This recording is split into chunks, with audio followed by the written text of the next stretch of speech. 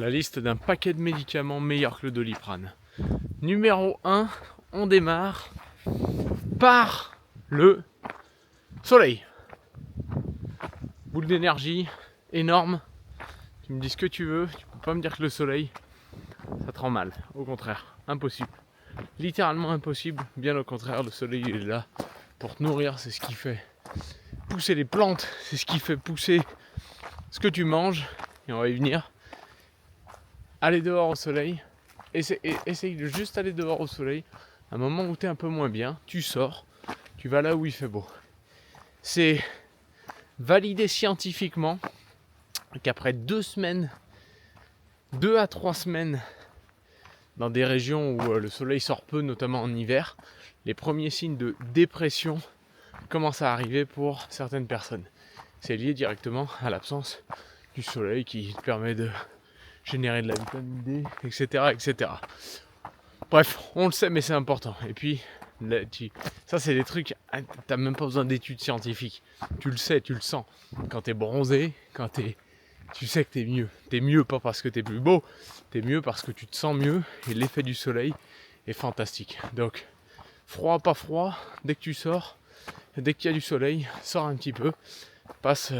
Essaye de sortir tôt dans la journée, tu verras la différence. Deuxième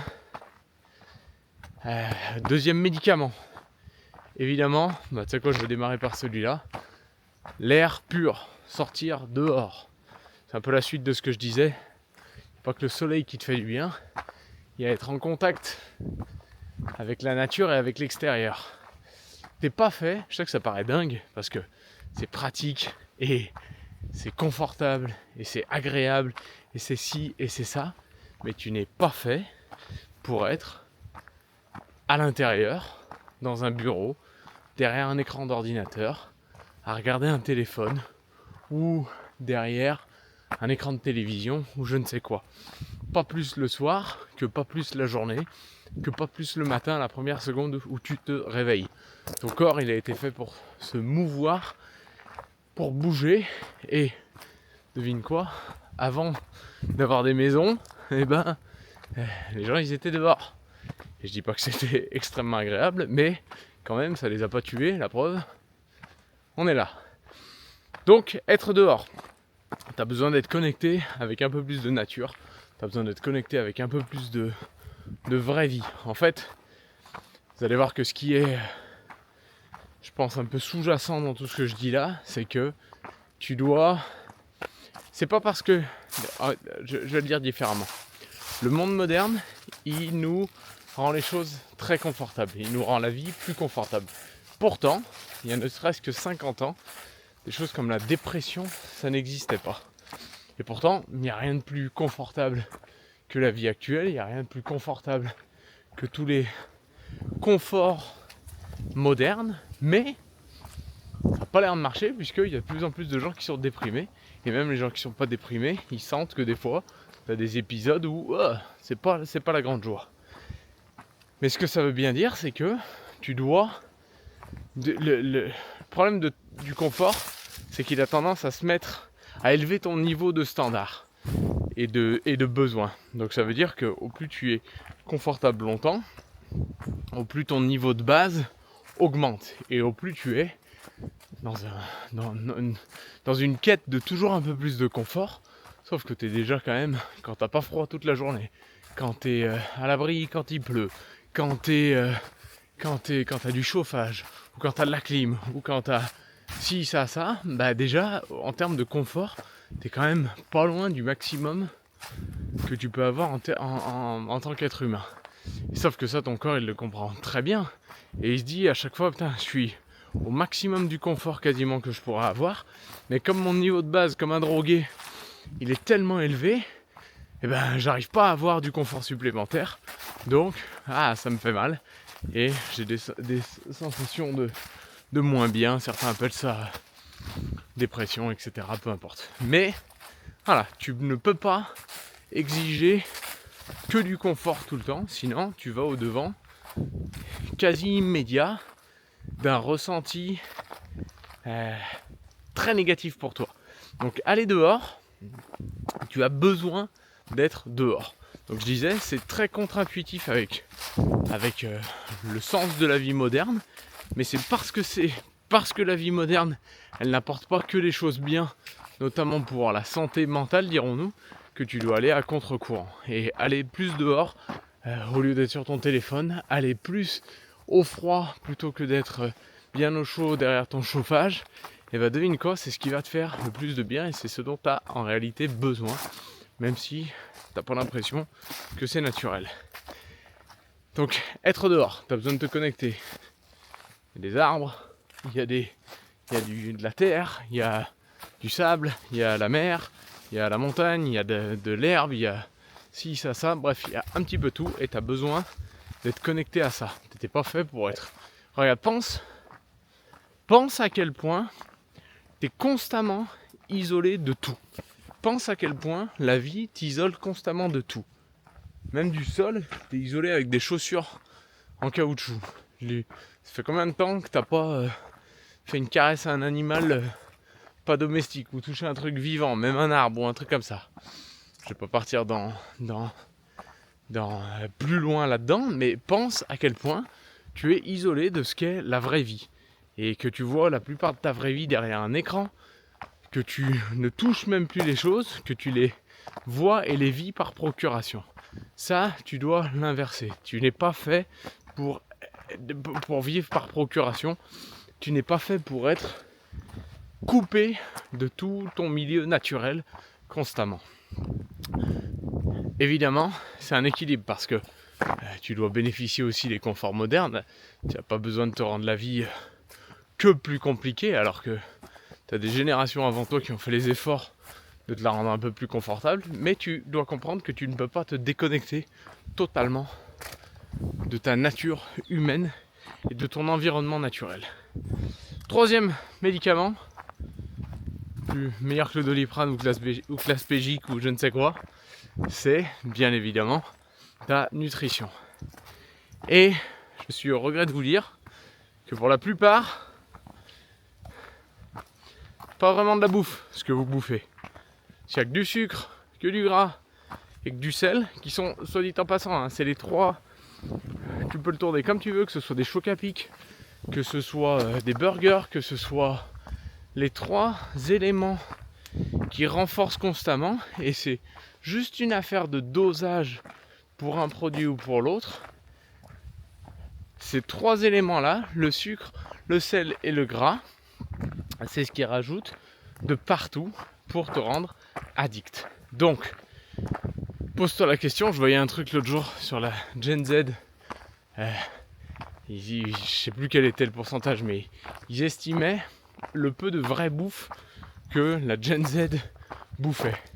Et en fait, pourquoi la Gen Z, donc plus jeune, bah, tout simplement, c'est qu'ils sont plus loin dans la propagande, c'est que c'est juste devenu normal de bouffer que des trucs qui n'ont rien de nourrissant et de nutritif. C'est juste devenu normal de se bouffer une pizza surgelée plutôt que de te faire un truc sain, etc. Et ça, tout se paye dans la vie. Tout a des conséquences. Si la bouffe que tu donnes, le carburant que tu donnes à ton corps n'est pas bon, que tu ne sors jamais, que tu vas pas au soleil, mais mon pote, mais il cherche pas plus loin les problèmes de ta vie. Déjà en réglant ça, mais 90% de ta vie, de ta qualité de vie est améliorée. Et tu vas me dire non, mais moi ce que j'ai besoin c'est d'argent, c'est de ci, c'est de ça. Non, tu t'as pas compris. Ça vient après. Mais déjà, tu dois te sentir mieux. Tu n'arriveras à rien si tu ne te sens pas mieux. Juste se sentir mieux. Et je sais ici, et peut-être que c'est votre cas, mais que 90% de nos clients qui démarrent avec nous, parce qu'ils sont tellement coupés de tous les nutriments, ils sont tellement coupés de tous les apports, ils sont tellement coupés de tout, qu'ils ont constamment, comme s'il y avait le brouillard dans leur cerveau, comme si leur respiration leur souffle était quasiment coupé. Tout est handicapant quand tu ne donnes pas à ton corps ce qu'il lui faut. Ton corps, tu dois revenir à des choses assez essentielles, Et très honnêtement, c'est ça que j'aime aussi dans notre programme, c'est que faut être aussi honnête, c'est que tu es dans un monde, tu peux pas t'isoler du monde, tu peux pas t'isoler totalement du monde, et forcément que tu vas être sujet et exposé et ne pas tout contrôler. Donc ce que j'aime avec notre nutrition à nous, c'est que justement, t'as un concentré de ce dont tu as besoin, et ça te permet le reste de ta... Regardez. Et ça te permet le reste du temps de pouvoir te concentrer sur la bonne bouffe, la bouffe classique. Bref, tu as besoin de te nourrir mieux. Tu as un besoin criant de te nourrir mieux. Si tu le fais pas, tu le payeras très très très cher, et à vrai dire tu le payes déjà. Et le pire, c'est que l'addition tu la payes à la fin. Tu la payes déjà pendant, parce que tu te sens déjà pas super bien, mais tu vas la payer plus fort à la fin aussi. Et ça, il faut absolument que tu te l'évites. Et tu peux te l'éviter assez simplement. Quatrième, et ça vient pêle-mêle, honnêtement, j'ai même pas réfléchi. J'ai même pas réfléchi à l'avance. Quatrième, il faut que tu te bouges. Il faut que tu te stimules. Selon moi, et ça, il n'y a aucune étude scientifique, ou du moins peut-être, mais je ne les connais pas. Mais moi, je parle d'un postulat de bon sens et de ressenti. Il y a un déséquilibre énorme entre la dépense intellectuelle, ou l'utilisation de la partie rationnelle de toi, dirons-nous, et l'utilisation de de la partie physique de toi. Et ce que ça veut dire, c'est que pour la plupart d'entre vous, le temps passé derrière à être stimulé, et c'est même pas stimulé intelligemment, parce que ça on y viendra aussi après, mais soit par un boulot de merde, soit par un écran qui t'envoie 1 milliard d'informations à la seconde que ton cerveau il doit traiter. En fait, ton cerveau il est 10 fois plus fatigué que ce que ton corps est. T'as l'impression que c'est ton corps qui est fatigué, mais c'est parce que ton cerveau il se fait griller. Et donc, il y a un déséquilibre énorme. Et je suis désolé de le dire, et certains vont me dire bah, super, mais t'amènes pas de solution. Si, mais la solution elle est plus radicale. C'est que 1 heure de séance de sport par jour, c'est super, c'est mieux que de pas le faire, mais c'est pas assez. Si tu as 7 ou 8 heures où ton cerveau est stimulé, mais mon pauvre, 1 heure de sport à la journée, ce sera pas suffisant. Et donc ce que j'essaye de dire par là, c'est que il doit y avoir un inversement total de la façon dont tu vis. Et si tu me dis bah mais mon boulot comment je fais, ben c'est que le boulot faut le remettre en question. Et j'ai une solution, il paraît. Mais ça c'est vrai, blague à part, ça c'est vrai. Et c'est trop important parce que si ta dépense physique, et la dépense physique, regardez ce que je suis en train de faire, je suis en train de marcher, c'est mon activité physique de la journée. J'ai pas d'objectif, j'ai pas calculé, je suis pas parti avec une intention particulière, juste bouger après avoir mangé et faire bouger mon corps. Bah devine quoi, rien que cet acte-là, c'est un acte de résistance. Parce que quand ton boulot t'oblige, après avoir passé la matinée sur un ordinateur ou je ne sais quoi, et à avoir eu une pause déjeuner de 30-40 minutes ou 1 heure, et de devoir y retourner après alors que ton corps il a besoin soit de se reposer, soit d'aller bouger un peu et de marcher, mais ça c'est de la maltraitance. Mais ça, ils te diront que c'est moi qui suis fou. Mais tu dois bouger, il faut bouger. Et si personne peut te donner ça parce que ton métier il est pas compatible avec ça, alors le problème c'est pas ton besoin, le problème c'est le boulot. Et il faut le changer. Et je suis désolé de le dire, mais il n'y a aucun boulot, il n'y a rien qui mérite que tu viennes te flinguer ta santé. Ou du moins, il n'y a rien de professionnel qui peut te faire ça. On doit en être au 5e, je dirais. Le 5e, bah, paradoxalement, c'est quand même d'être stimulé intellectuellement.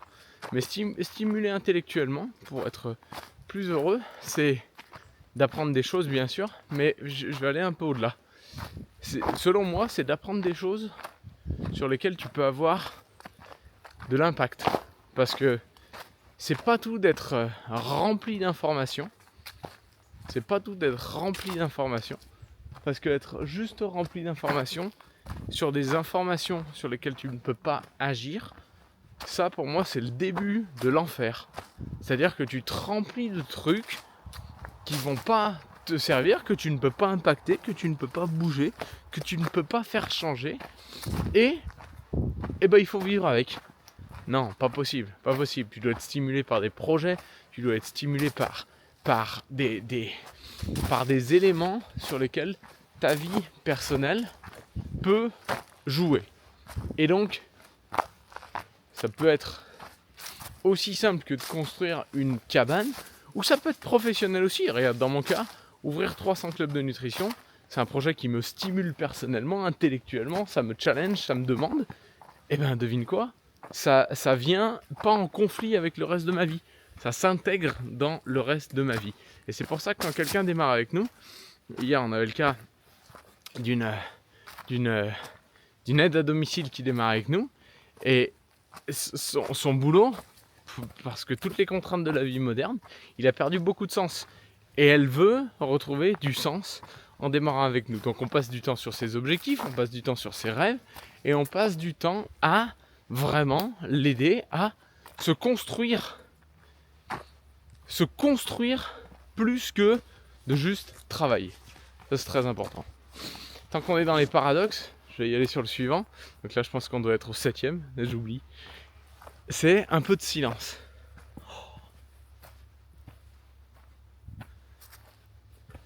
Quand est-ce que c'est la dernière fois, hormis le soir avant d'aller te coucher, et encore t'as peut-être la clim qui tourne, t'as un truc qui ronronne, tu t'es couché et endormi sur TikTok.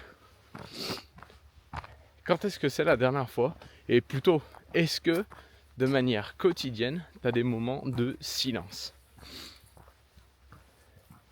Tu peux suivre une recette, la même recette que ton boulanger, pour faire le pain, mais si tu ne laisses pas la pâte se poser, ce qui est l'ingrédient secret, si tu ne laisses pas la pâte se poser, tu n'auras pas le pain de ton boulanger.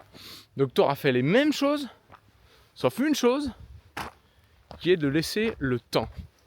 Et là je suis obligé de partager profondément ce que je pense. C'est que on est tous totalement, ou du moins l'immense majorité des gens sont totalement matrixés. L'immense majorité des gens sont totalement matrixés par une vie qui n'est pas la leur. Ils ne maîtrisent plus leur temps du tout. Tu te lèves, c'est la course.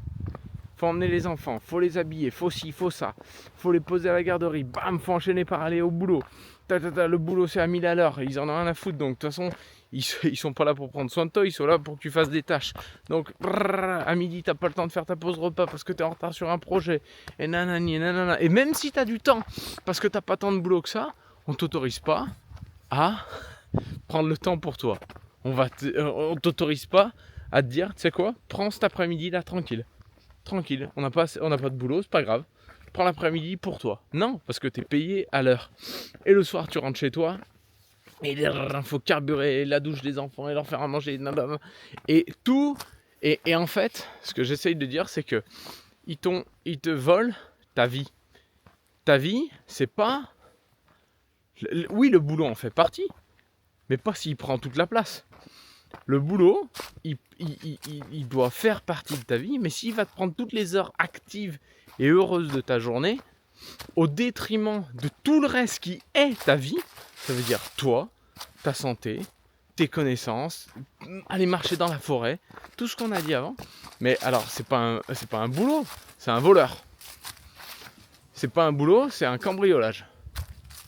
Et ça, il faut comprendre que s'il n'y a pas du silence, un peu, tu n'as pas le temps que le milliard d'informations à la seconde auquel ton cerveau est confronté, tu n'as pas le temps pour que les informations se posent. Et donc ce qui se passe, c'est que tu régurgites seulement des informations qu'on t'a données et en fonction de la source, tu y fais plus ou moins confiance, mais tu as perdu ta capacité à analyser et tu as perdu ta capacité à te faire un propre avis, une propre opinion, et tu as perdu toute capacité à développer ce qui est une des merveilles du monde, le sixième sens, à savoir l'intuition. Pourquoi ? Parce qu'il ne te laisse